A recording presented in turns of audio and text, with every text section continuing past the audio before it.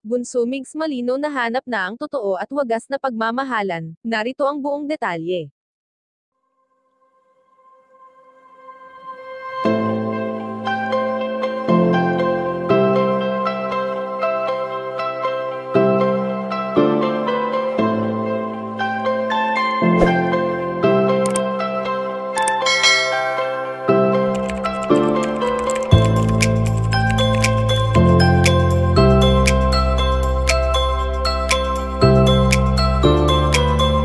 Alam naman natin kung gaano nais ni Bunso Migs Malino ang makapagbigay sa mga taong mas nangangailangan, dahil sa ginagawa niyang ito ay naiibsan ang pangungulila niya sa bawat araw na nagdaraan.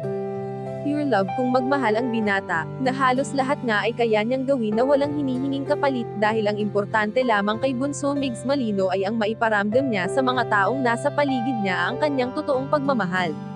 Bagamat minsan nang umibig ang binata, ngunit bigo ito dahil sa masamang pangyayaring hindi niya inaasahan na biglaan siyang iwan ng kanyang prinsesa na si Cutie Mahal. Naiparamdam niya man sa yumaong komedyante ang kanyang pag-ibig, ngunit hindi niya pa rin ito lubos na nasulit. Dahil kung mabibigyan lamang sana siya ng pagkakataon ay mas lalo niya pang ipaparamdam sa dating katambal kung ano ang nasa puso niya. Samantala sa ngayon ngang nag-iisa at wala nang makasama ang binata, ay ayon sa aming impormasyon na nakalap na hindi na ito maghahanap pa ng iba.